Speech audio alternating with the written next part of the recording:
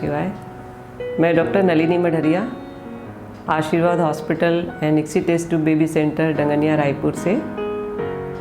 आज हम बात करेंगे ब्लॉक फैलोपियन ट्यूब है और हम सक्सेसफुल प्रेगनेंसी चाहते हैं तो उसमें हमें क्या करना चाहिए। बहुत बार दंपति हमारे पास आते हैं और कहते हैं कि मैडम फैलोपियन ट्यूब में ब्लॉकेज है और बहुत जगह पे हमने ट्रीटमेंट कराया और हमें कोई सफलता नहीं मिली, हम क्या करें। तो सबसे पहले हमें जानना होगा कि ब्लॉक फैलोपियन ट्यूब क्यों है।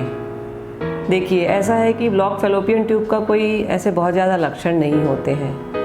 सबसे पहली बार में ऐसा देख के नहीं पता लगाया जा सकता है कि फैलोपियन ट्यूब ब्लॉक है। और ब्लॉक फैलोपियन ट्यूब के कोई ऐसे हमको मरीज में लक्षण भी स्ट्रेट फॉरवर्ड नहीं मिलते हैं जिससे हम बोल सकें कि फैलोपियन ट्यूब ब्लॉक है। हाँ, कुछ सिम्टम्स हो सकते हैं जैसे कंटिन्यूअस लोअर एब्डोमेन पेन है या क्रॉनिक पीआईडी है। इसमें हम सस्पेक्ट कर सकते हैं कि ट्यूब में किसी प्रकार के कोई प्रॉब्लम हो सकते हैं। बहुत लंबे समय से पेशेंट को इनफर्टिलिटी है और बहुत सारे इलाज के बाद में जैसे पेशेंट IUI भी करा चुका है, उसके बाद भी अगर उसको प्रेगनेंसी नहीं आ रही है तो एक सस्पिशन होता है कि कहीं ट्यूब में कहीं कोई ब्लॉकेज तो नहीं है। तो उसके लिए हमें फर्दर इन्वेस्टिगेशन की ज़रूरत पड़ती है।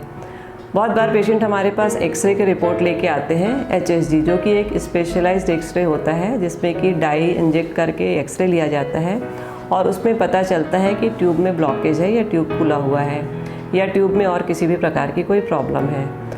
तो ट्यूब का ब्लॉकेज जो होता है वो प्राइमरी भी हो सकता है और सेकेंडरी भी हो सकता है। प्राइमरी ब्लॉकेज हम कहते हैं कि जैसे किसी प्रकार की कोई सर्जरी नहीं हुई है पेशेंट को और उसका ट्यूब ब्लॉक है। और सेकेंडरी ब्लॉकेज जो होता है जैसे कि पेशेंट हमारे पास आते हैं रिकेनालाइजेशन के लिए, जैसे बच्चे ऑलरेडी उनको हुए हैं और वो लोग नसबंदी करा चुके हैं और वो फिर से गर्भधारण करना चाहते हैं। तो दोनों केस को हम अलग अलग देखेंगे। तो जैसे प्राइमरी ब्लॉकेज हम कहते हैं, पेशेंट हमारे पास आए, एक्सरे का रिपोर्ट लेके ट्यूब में ब्लॉकेज है।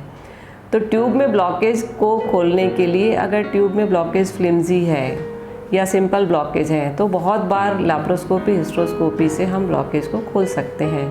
तो उसका सबसे सरलतम जो उपाय होता है और कारगर उपाय जो होता है उसके लिए हम पेशेंट को एडवाइस करते हैं लैप्रोस्कोपी, हिस्ट्रोस्कोपी की।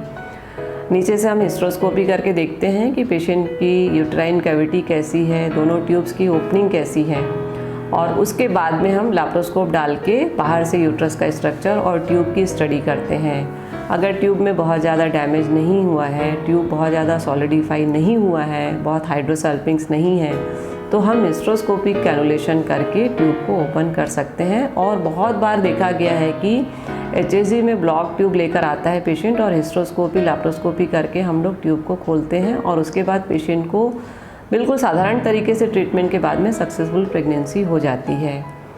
इसमें हिस्ट्रोस्कोपिक कैनुलेशन में हम करते क्या है, हिस्ट्रोस्कोपी करके नीचे से कैनुला करके उसको ऑस्टिया से एक बहुत फाइन सा ट्यूब रहता है उसको नेगोशिएट करते हैं ट्यूब में और उससे ट्यूब जो है अगर बहुत ज़्यादा डैमेज नहीं हुआ है तो वो खुल जाता है।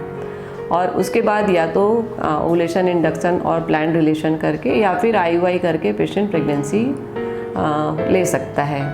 अगर ट्यूब में बहुत ज़्यादा डैमेज है, जैसे पेशेंट का ट्यूब सॉलिडिफाई हो गया है, फाइब्रोज्ड हो गया है या बहुत ज़्यादा हाइड्रोसल्पिंग्स है, तो उस केस में फिर हमको पेशेंट को IVF की सलाह देनी पड़ती है।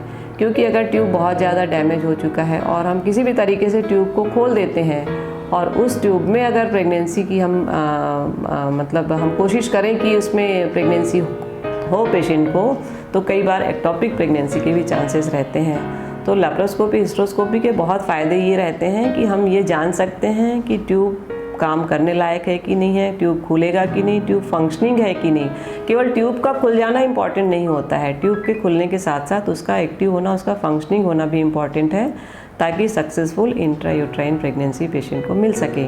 तो लैप्रोस्कोपी, हिस्ट्रोस्कोपी करके हम ये प्रॉब्लम को डायग्नोज भी कर सकते हैं और सॉल्व भी कर सकते हैं। तो अगर आपको भी किसी तरह की ऐसी समस्या है कि ट्यूब में ब्लॉकेज है तो एक बार आप ज़रूर मिलिए, लैप्रोस्कोपी, हिस्ट्रोस्कोपी की आप सोचिए और उससे आप अपना जो प्रॉब्लम है उसको सॉल्व कर सकते हैं, सक्सेसफुल प्रेगनेंसी प्राप्त कर सकते हैं। किसी भी प्रकार की इससे रिलेटेड आपकी अगर कोई क्वेरी है, समस्या है तो आप हमसे बात कर सकते हैं और किसी भी प्रकार की कोई समस्या है तो आप हमें कमेंट बॉक्स में लिख सकते हैं, फ़ोन कर सकते हैं। आपके प्रश्नों का जवाब देने में हमें अच्छा लगेगा।